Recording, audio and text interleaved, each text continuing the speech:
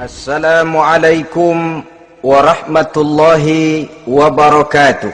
Waalaikumsalam warahmatullahi wabarakatuh.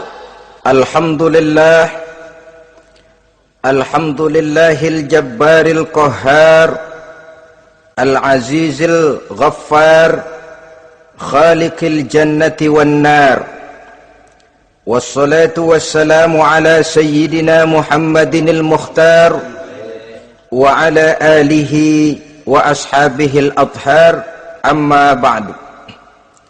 Saudara-saudara kaum muslimin rahimakumullah.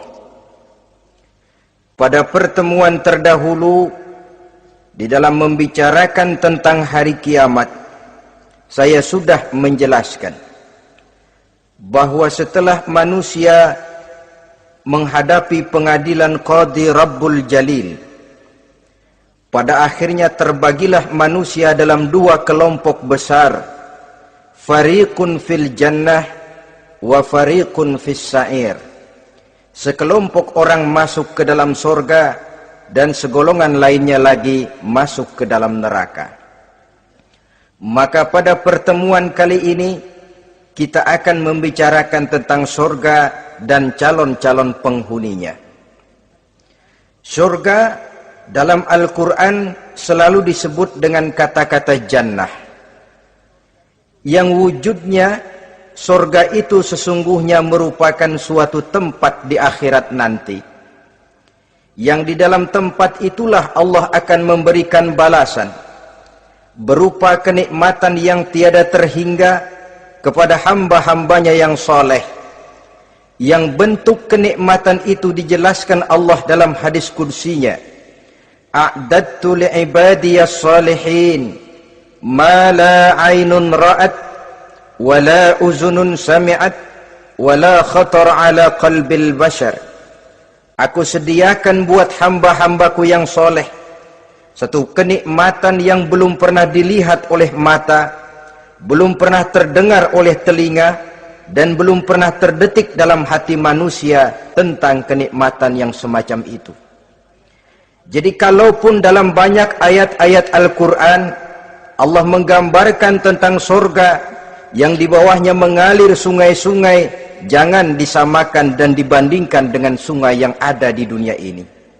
Kalau surga bercerita tentang pohon dengan segala buah-buahnya, jangan samakan dengan pohon dan segala buah-buahan yang ada di dunia ini.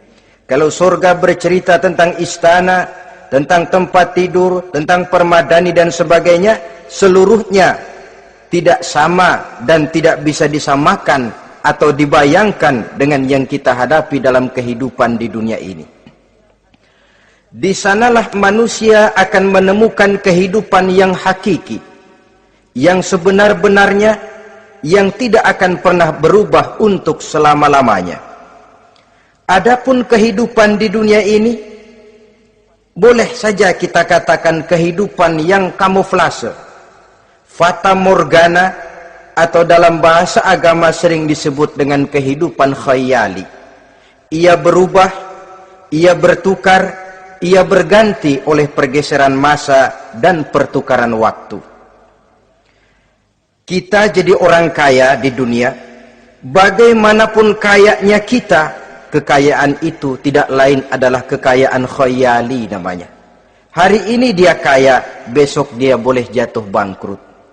Tengoklah orang-orang kaya di dunia ini, yang tidak cuma sekedar memperkaya diri untuk dirinya sendiri saja, tapi kadang-kadang sudah mempersiapkan untuk anak-anaknya, untuk cucu-cucunya, untuk iparnya, untuk besannya, pendeknya untuk seluruh keluarganya. Tidak cukup harta cuma untuk 1, 2, 3, bahkan sampai 7 keturunan. Tidak cukup dengan uang miliaran, malah triliunan. Tidak cukup dengan punya tanah yang luas, malah gunung dibeli, laut dibeli, langit pun kalau dijual mau dibeli. Sudah melampaui batas yang dinamakan kewajaran, dihinggapi penyakit rakus bin serakah alias tamak, lalu menghalalkan segala macam cara untuk mencapai harta, padahal itu tidak lebih dari bayangan khayali. Harta yang banyak itu mampukah menolak penyakit yang hendak datang? Harta yang banyak itu mampukah menahan tumbuhnya uban selembar di atas rambutnya? Harta yang banyak itu mampukah mencegah sebuah giginya yang hendak permisi? Dan pada akhirnya harta yang begitu banyak itu mampukah menolak kedatangan malaikat maut? Sama sekali ternyata tidak. Itulah kekayaan khayali namanya. Karena itu orang yang terbuka mata hatinya, dia tidak hanya mengejar kekayaan khayali ini, dia mengejar kekayaan hakiki yang terpendam di dalam kepribadian berupa al-akhlaqul karimah.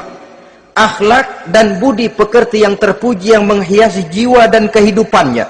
Ada sifat sabarnya, ada sifat syukurnya, ada sifat qanaahnya, dan segala macam akhlak yang terpuji. Itulah kekayaan jiwa yang tidak bisa dinilai dengan materi. Kita punya pangkat, jabatan, kedudukan tinggi, pangkat apapun di dunia ini sesungguhnya tidak lebih dari pangkat khayali. Buktinya bahwa dia pangkat khayali, pangkat di dunia ini selalu ada bekasnya. Saudara kenal ada bekas camat? Ada? Ada bekas lurah, ada bekas gubernur, ada bekas menteri, ada bekas presiden. Hari ini dia lurah, besok bekas lurah. Hari ini dia camat, besok bekas camat. Hari ini dia menteri, besok bekas menteri. Pangkat khayali. Maka Quran menganjurkan jangan pangkat khayali yang kita kejar mati-matian. Sampai menggunakan sistem jilat atas, injak bawah, sikut kiri kanan, yang penting dapat kedudukan. Padahal itu tidak lebih daripada pangkat khayali. Quran menganjurkan carilah pangkat hakiki. Kedudukan di sisi Allah, maqam di sisi Allah, itulah pangkat yang sebenarnya. Apa jalan ke arah sana? Quran memberikan petunjuk. Wa minal laili fatahajjad bihi nafilatan lak asa ayyab'asaka rabbuka maqaman mahmuda.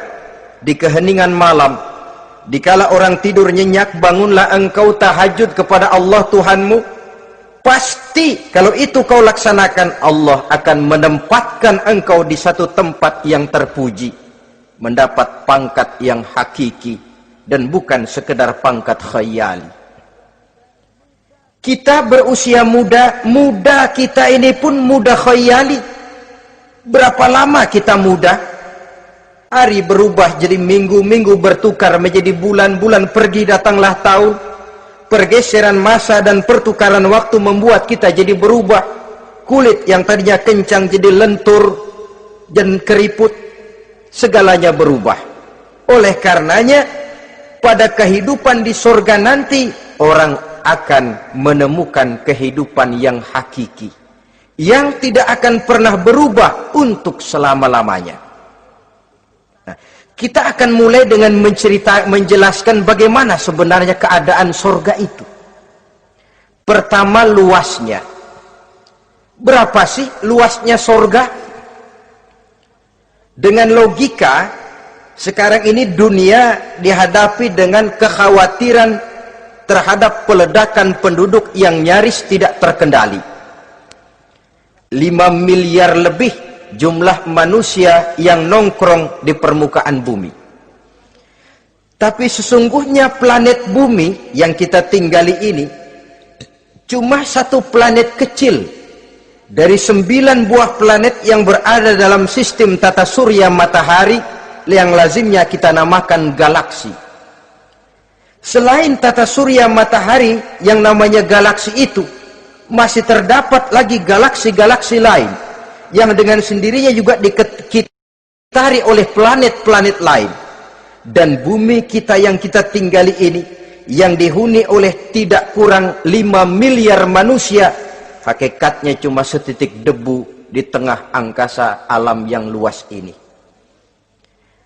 Oleh karenanya, di dalam surah Ali Imran ayat 173, ayat 133, Allah Subhanahu wa taala menjelaskan, "Wasari'u ila maghfiratin min rabbikum wa jannatin 'arduha as-samawati wal ardu u'iddat lil muttaqin." bersegeralah kamu menuju ampunan Allah dan surga yang luasnya seluas langit dan bumi. Seluas langit dan bumi. Sedangkan langit oleh mata telanjang ini kan tidak pernah kelihatan. Yang nampak oleh kita biru di atas itu cuma batas titik pandangan manusia yang terjauh. Dan konon itu adalah refleksi sinar matahari yang menyentuh air laut, melahirkan warna biru. Sedangkan hakikat langit itu sendiri sampai hari ini belum terjangkau oleh kemajuan ilmu pengetahuan. Sejauh-jauhnya manusia pergi baru ke bulan. Mungkin dalam beberapa tahun mendatang dia akan pergi ke planet-planet Mars dan planet-planet lainnya. Tapi itu masih terbatas dalam sistem tata surya matahari atau galaksi kita ini. Belum lagi sampai kepada langit yang pertama. Surga yang disediakan untuk orang-orang saleh ini luasnya seluas 7 lapis langit dan bumi. Jadi saudara tidak usah berpikir khawatir di surga nanti kehabisan kapling. Di dunia ini saja masalah tempat tinggal sekarang ini jadi masalah pelik karena memang peledakan penduduk seiring dengan perkembangan tentang lapangan kerja yang harus disiapkan, sekolah yang mesti disediakan, sarana pendidikan yang harus disiapkan, rumah sakit untuk menjaga kesehatan, dan kompleks betul masalahnya. Tetapi di surga nanti arduhas samawati wal ard, luasnya seluas 7 lapis langit dan bumi. Satu keluasan yang hanya Allah saja yang maha tahu tentang batas-batasnya. Itu tentang luasnya surga. Lalu bagaimana keadaan di surga? Apakah ada bangunan-bangunan, taman-taman, kebun-kebun? Tentu ada. Di surga ada kebun yang tanamannya berupa tumbuh-tumbuhan dan menghasilkan buah-buahan yang buah-buahannya pun boleh dimakan oleh manusia karena tidak akan pernah ada larangan lagi dalam kehidupan di sana. Dalam surah Ar-Rahman ayat 54 misalnya kita dapati penjelasan dari Allah Subhanahu wa taala, "Wajanal jannataini dan."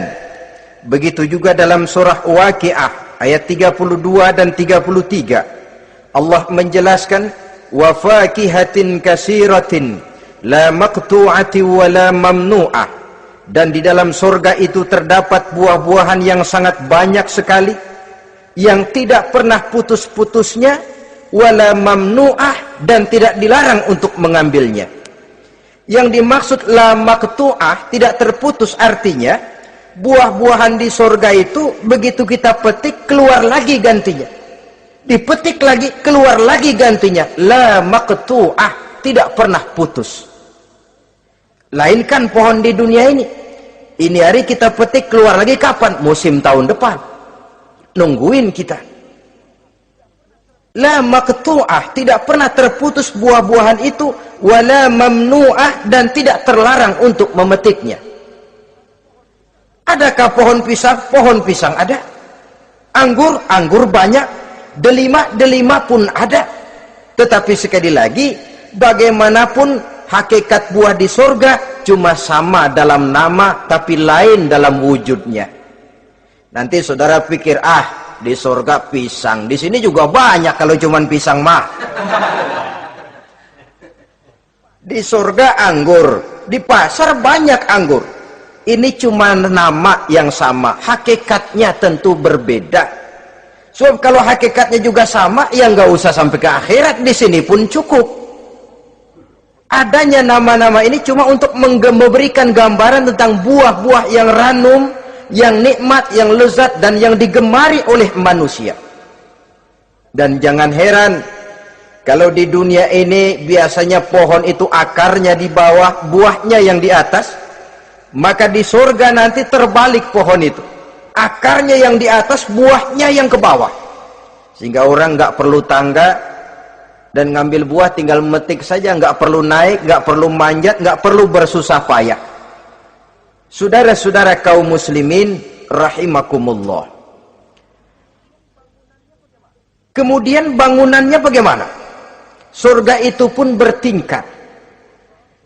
Di dalam Al-Furqan ayat 10 Allah Subhanahu wa taala menjelaskan, Tabarakallazi in syaa'a ja'ala laka khairan min dzalik jannatun tajri min tahtiha al-anhar wa yaj'al laka qusura.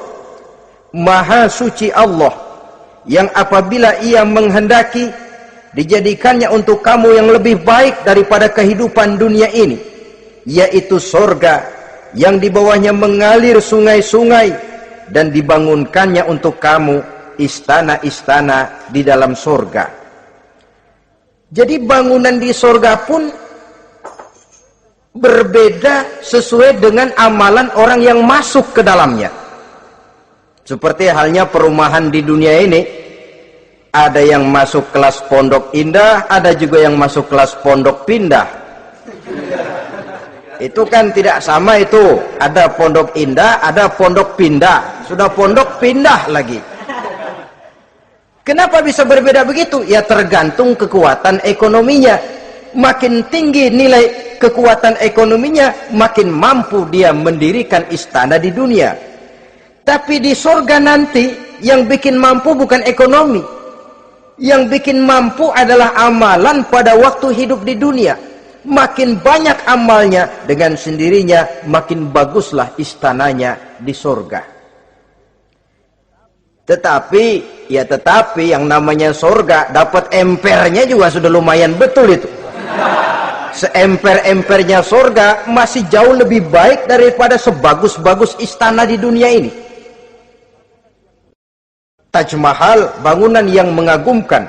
Istana Raja Persia, bangunan yang menggiurkan. Sehebat-hebatnya istana dunia, masih jauh lebih mending empernya surga. Konon ya, menurut satu riwayat, baunya surga itu sudah bisa dicium 40 tahun perjalanan. Menurut riwayat lain 500 tahun perjalanan. Menurut riwayat satu lagi 70 tahun perjalanan. Baunya surga sudah dapat dicium oleh manusia. Saudara-saudara kaum muslimin rahimakumullah. Nah, di dalam bangunan-bangunan surga itu, seperti halnya terdapatlah kamar-kamar ghuraf dalam istilah Quran itu, yang juga berisi divan, ranjang, tempat-tempat tidur yang indah-indah, dilengkapi dengan kasur-kasur yang tebal dan empuk, bantal dan permadani yang daripadanya bertahtakan emas. Terulah tempat tidur paling menggiurkan kita zaman sekarang ini yang namanya Dunlopillow atau Alga Spring Bed. Sejauh itu bayangan kita menggambarkan masih belum apa-apanya ketimbang tempat tidur yang ada di surga itu nanti. Saudara-saudara kaum muslimin, apakah juga penduduk surga makan, minum, memakai pakaian? Iya. Mereka akan beroleh gelas, piala, kendi, cerek, dan piring-piring yang terbuat dari emas dan perak. Tentu tidak usah gambarkan lagi macam emas dan perak di dunia. Emas dan peraknya akhirat, saudara-saudara. Tetap saja mala ainun ra'at, wala uzunun sami'at, wala khatara fi qalbil bashar. Belum pernah dilihat mata, belum pernah didengar telinga, dan belum pernah terdetik dalam hati manusia tentang wujud yang semacam itu. Apa pakaian mereka? Pakaian penduduk surga dari sutra yang lembut dan tebal, berwarna hijau. Kemudian saudara-saudara, sungai juga mengalir di sana. Mata airnya antara lain berwarna jernih, ada yang air susu, ada yang sungai madu, ada yang khamar atau sungai arak, dan penduduk surga boleh meminumnya, tidak ada larangan sama sekali. Timbul pikiran konyol, kalau di surga orang pada minum arak, apa banyak yang teler di surga? Ya tentu tidak. Sebab di sana saya katakan tadi kehidupan yang hakiki. Segalanya diperbolehkan, segalanya dipersilahkan. Nah, lalu untuk masuk ke surga itu apa melalui pintu? Memang melalui berbagai macam pintu. Dan ada pintu-pintu khusus yang tidak boleh dimasuki orang lain. Sayyidina Abu Bakar Siddiq radhiyallahu an pernah bertanya tentang hal itu kepada baginda Nabi. Ya Rasul, apakah di surga ada pintu-pintu khusus? Ada, Abu Bakar. Ada di dalam surga itu pintu yang namanya Rayyan.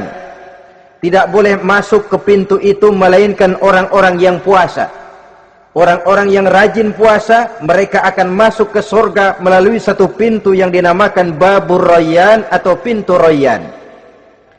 Ada pintu jihad, yang masuk lewat itu hanya mereka orang-orang yang waktu di dunia sepanjang hidupnya berisi jihad, menegakkan dan meninggikan kalimat Allah. Ada Babus Shadaqah, pintu yang hanya boleh diliwati oleh orang-orang yang rajin bersedekah, ringan tangan dalam memberikan bantuan kepada orang-orang yang memang memerlukannya. Dan setiap orang melalui pintu yang sesuai dengan amalannya masing-masing. Ketika itu Abu Bakar bertanya, ya Rasul, apa ada orang yang dipanggil dari tiap pintu? Tiap pintu manggil dia. Kata Nabi, ada Abu Bakar, dan saya doakan kau masuk salah satu di antara orang yang dipanggil dari tiap pintu. Ini orang multi komplek ini. Puasa, dia ahli puasa. Soal jihad, sepanjang hidupnya dia jihad. Sedekah memang tangannya pemurah. Tahajud memang tiap malam. Sementara itu akhlaknya luhur, tiap pintu manggil dia. Dalam hadis ada juga perempuan yang bernasib baik, dijelaskan oleh Nabi, iza sallatil mar'atu khamsaha wa shamat shahraha wa hafizat farjaha wa ata'at zawjaha qila laha udkhuli min ayyi abwabil jannati syi'ti. Apabila seorang perempuan dia kerjakan solat yang 5 waktu, dia puasa di bulan Ramadan, dia jaga kehormatan dirinya, kemudian dia taat kepada suaminya, di akhirat nanti dikatakan kepada perempuan tadi, wahai perempuan, udkhuli min ayyi abwabil jannati syi'ti, masuklah kamu ke dalam surga dari pintu mana saja yang kamu mau. Disuruh pilih, saudara-saudara. Nah, kalau kita waktu di dunia ini tidak ada keistimewaan amal, bingung mau masuk pintu mana. Ramadan puasanya kayak gendang. Depan doang sama belakang, penutupan sama pembukaan, peserta kehormatan. Tengah-tengahnya kosong. Nanti mau masuk pintu Rayyan, ditanya, ini pintunya orang yang puasa. Kamu puasa Ramadan? Puasa juga sih. Puasa juga sih bagaimana? Iya, pembukaan mau penutupan. Tengahnya kosong, nggak bisa lewat pintu sini. Cari pintu lain saja. Mau masuk kita lewat pintu jihad. Ditanya lagi, kamu lewat sini apa merasa pernah berjuang membela agama waktu di dunia? Mau lewat pintu sholat, apa kau termasuk orang yang konsekuen menjaga sholat? Bersyukurlah kita kalau tiap pintu memanggil. Kalau tidak, adalah salah satu amal kita yang menunjukkan keistimewaan kita. Karena itu beramal nggak perlu banyak, yang penting rutinnya, istiqomahnya. Ahabbul a'mali indallah adwamuha wa in qalla. Amalan yang paling dicintai Allah yang dikerjakan secara tuntas walaupun tidak banyak. Saudara baca ayat Quran nggak banyak, satu malam cuma 3 ayat, tapi rutin tiap malam 3 ayat, tiap malam 3 ayat. Itu lebih dicintai Allah daripada sekali ngaji 1 juz, terus 3 bulan nggak ngaji-ngaji. Lebih baik yang sedikit-sedikit ini tapi rutin, dia akan menjelma menjadi amalan yang banyak daripada sekalinya banyak lalu ke belakangnya malah tidak ada sama sekali. Hendaknya ada amalan-amalan kita yang menunjukkan keistimewaan dan kelak akan menjadi pintu yang kita tempuh di surga nanti. Apabila kita sudah melalui pintu-pintu surga itu dan tinggal di dalamnya, dengan pakaian, dengan perhiasan, dengan makanan dan minuman sebagai yang saya sebutkan tadi, maka kita pun dalam kehidupan di sana akan dilayani oleh pelayan-pelayan muda. Yatufu alaihim wildanun mukhalladun. Pelayan-pelayan yang muda itu keliling melayani apa keperluannya, dan tidak pernah tua pelayan itu, sebagaimana kita pun tidak akan pernah tua. Pendeknya sudah jadi king of king di surga itu, jadi raja di raja. Fasilitas serba cukup, apa yang kita mau tersedia, tidak ada larangan, dan pelayan seperlunya diberikan kepada kita. Nah, bagaimana keadaan penduduk surga? Dari Imam Turmuzi dijelaskan satu hadis, berkata Hasan al-Basri, ahlul jannati kulluhum abna'u salasa wa salasin sanah. Mereka rata-rata orang-orang muda penduduk surga itu. Umurnya tidak lebih 33. Ya, muda-mudanya, cakep-cakepnya, ganteng-gantengnya. Pantas kalau satu hari ada perempuan tua menghadap Rasul. Ya Rasul, saya ahli ibadah, saya beriman kepada Allah, saya cinta kepada Islam, apakah saya akan masuk surga ya Rasul? Nabi senyum, enggak bu, nenek-nenek enggak masuk surga. Itu perempuan nangis sejadi-jadinya. Ya Rasul, kalau gitu sia-sia tahajud saya, sia-sia puasa saya, sia-sia segala macam ibadah saya. Nenek-nenek enggak masuk surga ya Rasul, sayang benar segalanya ini. Rasul kemudian menghampiri perempuan tadi, bu, kalau yang ibu bilang itu benar, ibu masuk surga. Cuman di sana ibu balik muda lagi.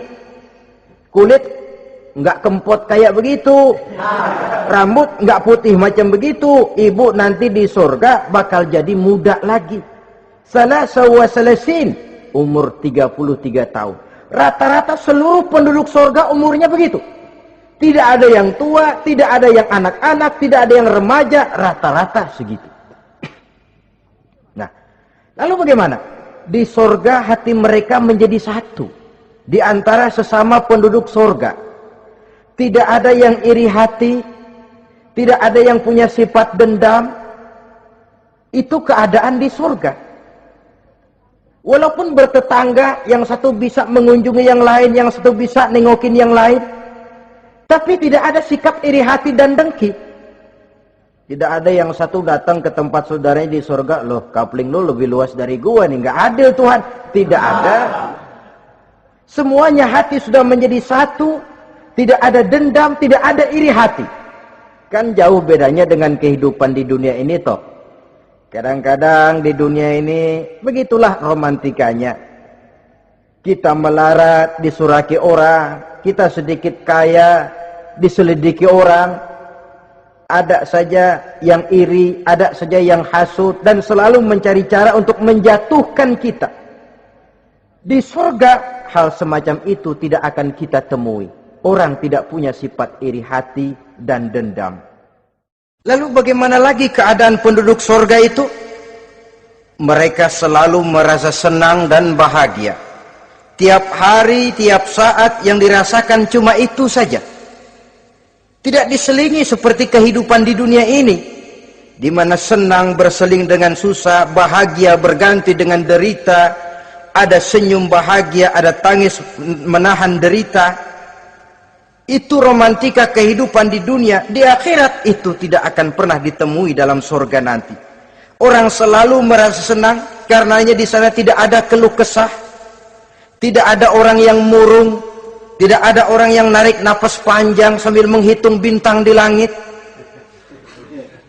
Selalu merasa senang dan selalu merasa bahagia. Lalu bagaimana kondisi fisik mereka? Di surga tidak ada orang yang cacat. Baik ia cacat rohani ataupun cacat jasmani. Seperti yang kita temui di dunia ini, ada saja cacatnya. Kadang-kadang jasmani sehat, rohaninya sakit. Kadang-kadang rohaninya bagus, jasmaninya cacat.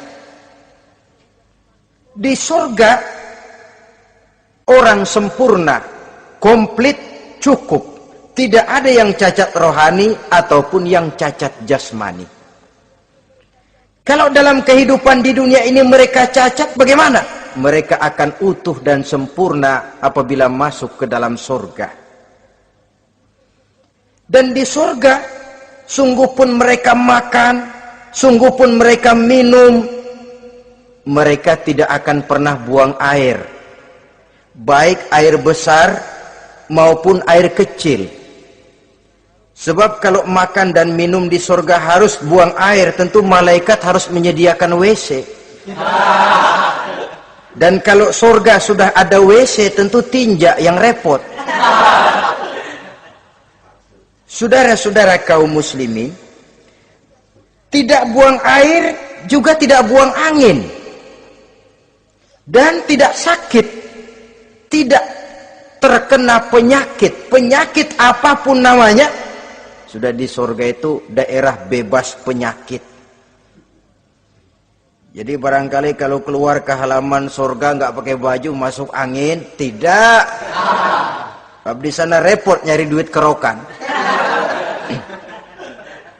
Segalanya sempurna, segalanya cukup.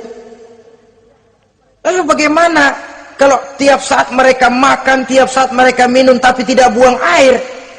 Konon keringat yang keluar dari mereka, tubuh mereka. Dan keringat yang keluar itu mengandung bau kasturi yang amat sangat harum baunya. Saudara-saudara, kemudian penduduk surga itu oleh Allah diberikan teman hidup yang namanya bidadari. Makhluk Allah yang teramat sangat cantiknya, yang tidak bisa kita bayangkan macam apa cantiknya. Barangkali kalau kita menonton film, kita kagum dengan bintang-bintang film kenamaan yang cantiknya selangit. Itu mah belum ada seujung kukunya dari para bidadari. Mereka dalam Quran disebut azwajun mutahharah, istri yang disucikan. Apa pengertian suci di sini? Belum pernah tersentuh sebelumnya, baik oleh manusia, baik oleh jin, baik oleh malaikat sekalipun. Jadi memang orisinil, build up dari sononya belum kepake. Khusus untuk manusia yang masuk surga. Belum pernah kepegang sama manusia. Jangankan manusia, jin dan malaikat saja belum pernah megang. Lain kan di dunia sekarang ini, kita mau cari barang orisinil sudah repot. Ya mujurlah kalau saudara menemukan seorang gadis yang orisinil paten, masih build up, barangkali mujur. Tapi umumnya terutama di kota-kota besar, ya sudah kita dapat second hand juga masih lumayan. Kalau tidak rongsok-rongsok bener mah, ini kadang-kadang sudahlah second hand, kondisinya juga 30%, udah mesti nyervis melulu kita ini. Saudara-saudara, azwajun mutahharah, belum pernah tersentuh oleh siapapun. Lalu makna tohara ini, mereka selalu suci, tidak pernah baik menstruasi atau mencret. Tidak pernah. Dan kalau perempuan kita, istri-istri kita di dunia ini kan 1 minggu dalam sebulan terkena dapat fasilitas dia untuk tidak sholat, untuk tidak ibadah, masa haid itu. Perempuan di surga yang namanya bidadari tidak akan pernah mengalami haid. Lalu apalagi keistimewaannya? Selalu perawan. Tidak pernah janda. Walaupun tiap hari dipakai, habis dipakai perawan lagi. Saudara-saudara yang saya hormati, itu diperuntukkan untuk penduduk-penduduk surga. Lah itu laki-laki itu. Iya, kalau perempuan bagaimana? Satu riwayat menjelaskan mereka akan menjadi ratu di surga. dengan segala kenikmatan yang juga tidak pernah mereka bayangkan sebelumnya. Riwayat lain menjelaskan bahwa mereka juga akan berkumpul dengan suami, istri, dan anak-anaknya jikalau mereka memang orang-orang soleh. Ada juga riwayat lemah menjelaskan bahwa mereka akan mendapat bidadara istilahnya. Saudara-saudara kaum muslimin rahimakumullah.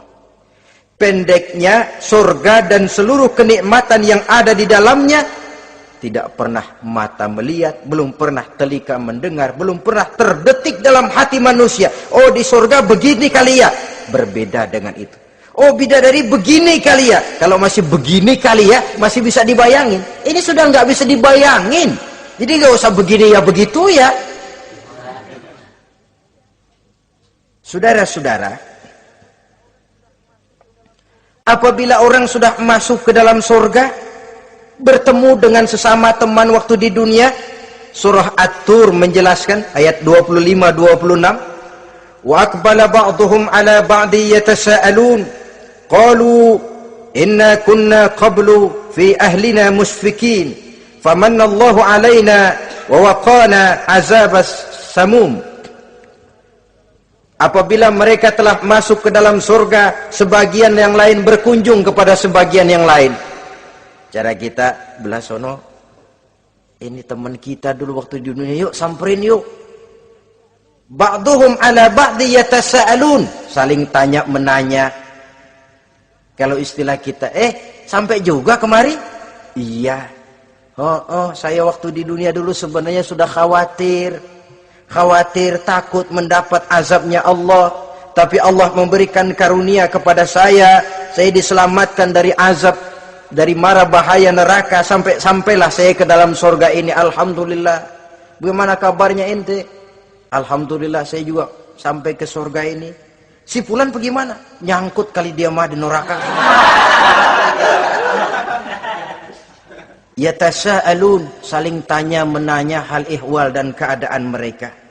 Tapi satu hal yang jelas saudara-saudara, di surga nanti itu tidak ada perkataan yang sia-sia, tidak ada ucapan kotor, tidak ada omongan keji, dan tidak ada omongan kosong. Tidak ada omongan yang sia-sia, ucapan-ucapan yang kotor, mencaci maki, itu tidak ada. Karena sifat marah pun tidak ada dalam surga. Kalau di sini kadang-kadang sedikit marah sudah semrawut, kata-kata kita sudah out of control. Di sana tidak ada kata-kata kosong yang tidak ada manfaat dan tidak ada gunanya. Saudara-saudara kaum muslimin rahimakumullah. Kemudian yang terakhir, kita akan membicarakan apa saja nama-nama surga itu dan siapa calon orang-orang yang masuk ke dalamnya. Pertama, yang dinamakan Jannatul Firdaus atau surga Firdaus. Surga Firdaus ini oleh Allah Subhanahu wa taala disediakan untuk orang yang dijelaskan dalam surah Al-Mu'minun ayat 1 sampai dengan 11. Qad aflahal mu'minun, beruntunglah orang-orang yang beriman. Jadi kalau saudara ingin dapat kapling di tempat yang namanya Firdaus, itu boleh pesan mulai sekarang. Nafas masih ada, Allah masih memberikan kesempatan untuk hidup, pesan tempat dari sekarang. Apa harga karcisnya? Pertama, qad aflahal mu'minun, harus beriman. Ini syarat mutlak. Tidak beriman, gak usah minta karcis. Minggir. Ini karcis pertama harus untuk orang yang beriman. Setelah itu yang kedua apa? Allazina hum fi salatihim khashi'un. Mereka yang khusyuk di dalam solatnya. Jadi untuk mendapat tiket ke surga Firdaus itu, setelah beriman, khusyuk di dalam solat. Artinya khusyuk tarkul ghair li ajlil amal, meninggalkan yang lain dan hanya memfokuskan diri kepada satu pekerjaan yang sedang dihadapi. Kalau kita makan sambil ngobrol, itu namanya makannya nggak khusyuk, sebab ada sambil ngobrolnya. Nah, sholat yang khusyuk, sholat yang di dalamnya tidak berisi yang lain kecuali sholat itu, meninggalkan yang lain dan hanya memfokuskan diri saja untuk melaksanakan suatu amalan. Dan sholat khusyuk itu berat. Kadang-kadang waktu mau sholat kita nggak ingat apa-apa, begitu sudah masuk takbir yang kita lupa malah kita ingat. Itu kurang ajarnya iblis. Mau sholat nyari dompet nggak ketemu, begitu takbir, aduh dompet di atas meja. Ini kalau sembahyang lama-lama digerataki orang nanti nih, mulai kocar-kacir sholat kita. Makanya kata Imam Nawawi, sudah dinamakan khusyuk untuk tingkatan orang awam kalau pada waktu takbir dia ingat Allah. Segitu aja dulu dah tingkatan orang awam itu. Sebab yang namanya khusyuk itu hudurul qalbi wa sukunul jawarih. Hatinya ikut sholat, anggota badannya tenang tentram di waktu sholat, khusyuk. Kalau waktu sholat garuk sono, garuk sini, kaki ketekas, ketekus. Itu sudah anggota badannya nggak khusyuk. Atau anggota badannya tenang tentram, nggak gerak-gerak, cuma hatinya ngayab kemana-mana. Badannya di musola, hatinya di pasar. Itu juga nggak khusyuk, dan itu berat. Karena itu ini syarat kedua untuk mendapat tiket ke Firdaus. Imam Ali saja pernah dites oleh Rasul. Ya Ali, saya ya Rasul, kalau kau bisa sembahyang khusyuk, aku boleh kasih kau serban. Kamu boleh pilih yang hijau apa yang putih nanti. Baik ya Rasul. Sembahyang beliau 2 rakaat. Selesai salam ditanya, yang mana sorbannya Li? Kata Imam Ali, yang hijau ya Rasul. Belum nengok udah yang hijau ya Rasul.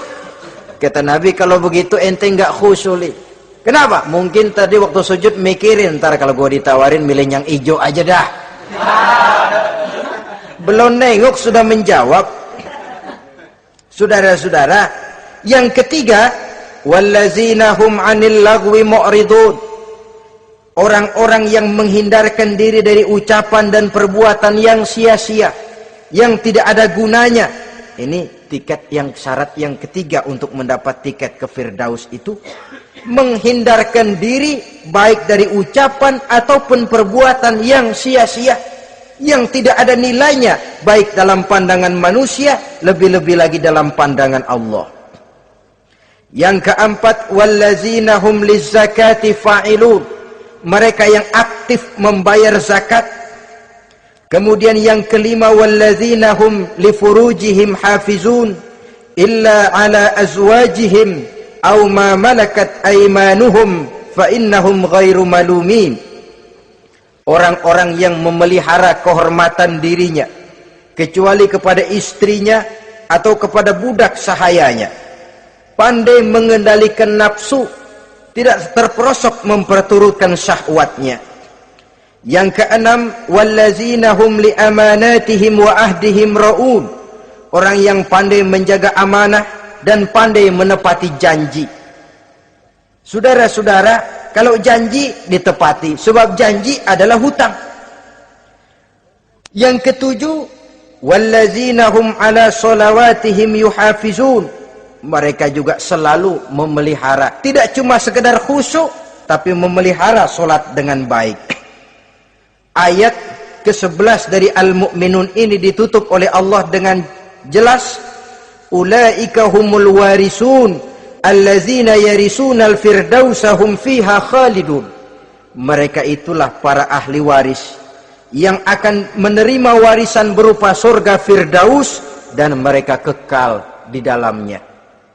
Kalau tadi sudah kita tangkap bahwa begitu besar kenikmatan yang ada di dalam surga, ternyata barang yang mahal memang tidak mudah untuk didapat. Saudara-saudara, inilah surga Firdaus. Adapun yang kedua, nama surga itu disebut dalam Quran Jannatu Adnin, surga Aden. Untuk siapa mereka? Dalam surah Ar-Ra'd ayat 22 dan 23 Allah menjelaskan, wallazina sabaru ibtigha'a wajhi rabbihim wa aqamus shalah wa anfaqu mimma razaqnahum sirran wa alaniyah wa yadra'una bil hasanati sayyi'ata ulaika lahum uqbad dar jannatu adnin yadkhulunaha. Dan orang-orang yang sabar, wallazina sabaru, orang-orang yang sabar. Sabar dalam apa? Ibtigha'a wajhi rabbihim, dalam menuntut keridhaan Allah. Sabar dalam mencari keridhaan Allah. Sujud mencari keridhaan Allah, sabar. Puasa mencari keridhaan Allah, sabar. Melaksanakan segala macam ibadah untuk mencari keridhaan Allah, sabar. Ini syarat untuk mendapat tiket ke surga Aden nanti, Jannatu Adnin. Sabar dalam mencari ridho Allah. Apalagi di zaman sekarang katanya persaingan hidup makin tajam, lapangan kerja makin sulit, mental hipokrit makin merajalela, golongan munafik alias bunglon ada di mana-mana. Kalau nemplok di daun kuning warnanya kuning, hinggap di daun hijau dia jadi hijau, nempel di dahan coklat jadi coklat. Menjilat ke sana kemari, bukan untuk mendapat ridho Allah kadang, tapi untuk mendapat ridho atasannya, mendapat restu atasannya. Ini kan realita dalam kehidupan. Saudara-saudara, mencari muka. Padahal seorang muslim ibtigha'a wajhi rabbihim, sabar dalam mencari ridho Allah. Lalu wa aqamus shalah, mereka mendirikan salat. Di sini hanya pengertian umum, mendirikan salat. Kalau dalam Firdaus tadi ditegaskan tidak cuma sekedar mendirikan tapi juga khusyuk dan memelihara. Ini mendirikan, saudara-saudara. Maaf, ada orang yang mengerjakan sholat, ada orang yang mendirikan sholat. Apa bedanya itu? Kalau mengerjakan sholat cuma sekedar gugur kewajiban. Pokoknya gugur kewajiban beres. Kadang-kadang pulang sembahyang Jumatnya bersendal. Enggak sembahyang dia, sembahyang. Kok nyolong sendal pulangnya? Itu baru ngerjain sholat, belum mendirikan sholat. Kalau mendirikan sholat, selesai sholat, ajaran sholat diterjemahkan dalam kehidupan. Itu mendirikan namanya. Ada istimror, kontinuitas alias kesinambungan. Selesai sholat, akhlak sholat, ajaran sholat diterjemahkan di luar sholat. Itu makna aqamus sholah. Apalagi syarat yang ketiga untuk mendapat tiket ke surga Aden ini? Wa anfaqu mimma razaqnahum sirran wa alaniyah, menginfakkan, membelanjakan di jalan Allah rezeki yang diberikan kepada mereka, baik terang-terangan maupun sembunyi-sembunyi. Maka sedekah itu terang-terangan baik, sembunyi-sembunyi juga baik kalau niatnya ikhlas karena Allah.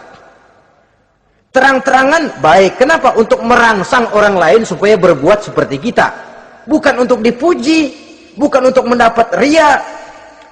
Saudara-saudara, saya yang miskin nyumbang 100.000, saudara berapa yang kaya? Ini boleh untuk merangsang orang lain. Tapi kalau untuk ria, itu tentu dilarang oleh agama. Terang-terangan boleh, sembunyi juga boleh, bahkan itu yang dianjurkan oleh Nabi. Tangan kiri tidak tahu apa yang diberikan oleh tangan kanannya. Saudara-saudara, lalu yang keempat, wa yadra'una bil hasanati sayyi'ata, mereka menolak kejahatan dengan kebaikan. Dia hanya tidak berteriak-teriak tentang kemiskinan, tapi melakukan usaha bagaimana mengatasi kemiskinan. Dia tidak hanya berteriak dengan mengemukakan berbagai macam kemunkaran, tapi mengimbanginya dengan menanamkan segala macam kebajikan. Berarti sekarang ini tuh, air saja kalau cuma dibendung tapi tidak disalurkan kan ngebludak, jebol bendungan. Kita cuma teriak anak-anak muda dihantam oleh kebudayaan barat yang merusak moral, tapi mana kebudayaan Islam kita? Gak pernah kita timbulkan. Musuh kita adalah kemiskinan dan kebodohan, jelas. Tapi apa langkah ekonomi yang kita lakukan untuk mengatasi kemiskinan? Dan bagaimana upaya kita meningkatkan mutu pendidikan? Kadang-kadang yang mutunya baik, mahalnya nggak kejangkau oleh lapisan rakyat yang di bawah, menengah ke bawah ini. Itu yang jadi problem. Orang yang mendapat tiket ke surga Adnan ini, mereka menolak kejahatan dengan mengimbanginya, melakukan kebajikan. Tidak cuma teori, tidak cuma propaganda, tapi ada langkah konkret bahwa untuk membentengi kemaksiatan harus diperbanyak munkarat. Untuk mengimbangi segala macam perbuatan durjana harus dikembangkan majelis taklim pesantren, menghidupkan akhlak Islamiyah dalam kehidupan sehari-hari. Wa yadra'una bil hasanati sayyi'ah.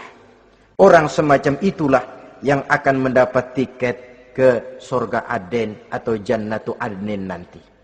2. Adapun surga yang ketiga dinamakan Jannatun Naim. Surga Naim. Naim mengandung arti penuh kenikmatan. Tiketnya sederhana saja. Al-Qalam ayat 34. Inna lil muttaqina inda rabbihim jannatu naim.